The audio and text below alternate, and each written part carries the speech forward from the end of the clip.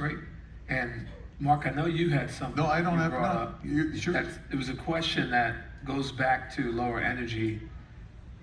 What are some, I know Constellation Energy is here as well, and this is sponsored by Constellation.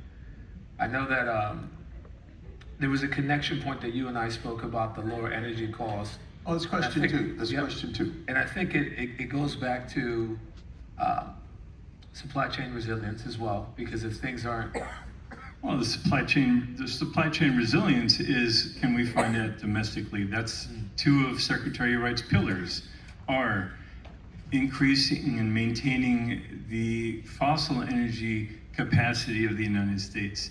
And their corollary of that is make sure that the Strategic Petroleum Reserve is topped up.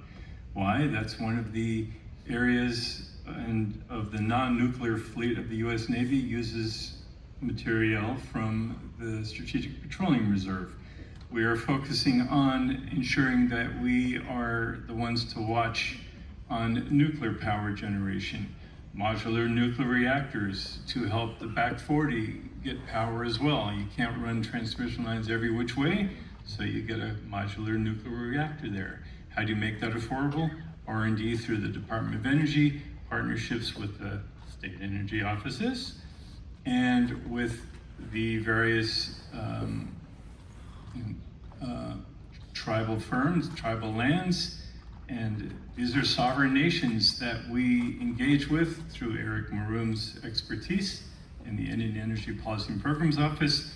They deserve the same access to power as do the rest of us, and the Department of Energy helps make sure that those that have their hands raised get answered. thank you.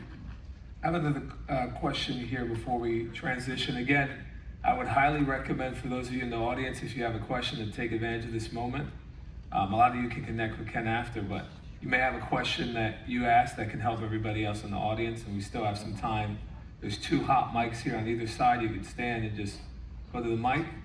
And give Michael a round of applause. Great volunteer.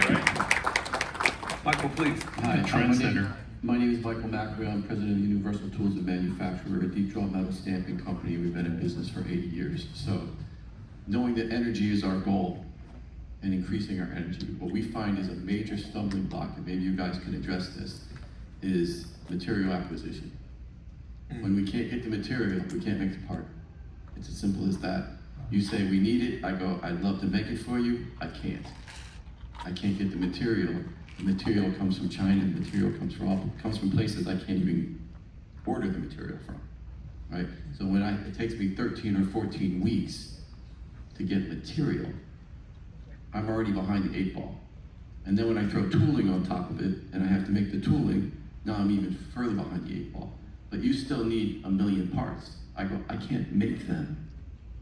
So maybe you guys can talk to us about that. Well, let me jump in and then I'll stop interrupting my colleagues. I think what's important here is pipelines.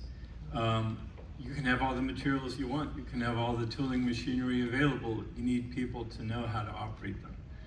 I'm among those who understand the trades. When I'm not wearing a tie, I'm wrestling cows. Like yesterday, had to put tags in their ears.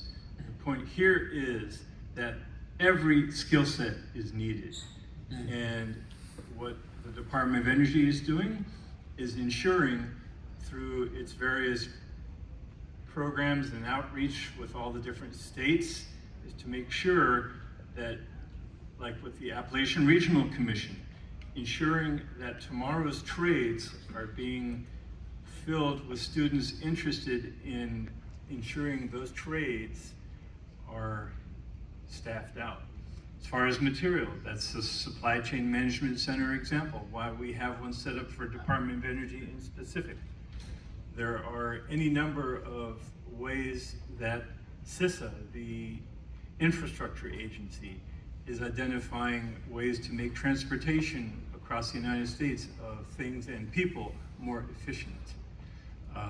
You have the Department of Transportation itself trying to make sure that there are less impediments to material flow. That material has to exist first, yes.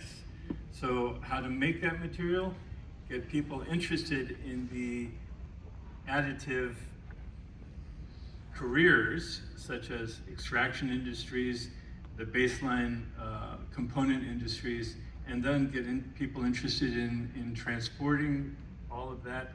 And so we harness the different federal agencies such as CISA, such as DOT, to make sure that we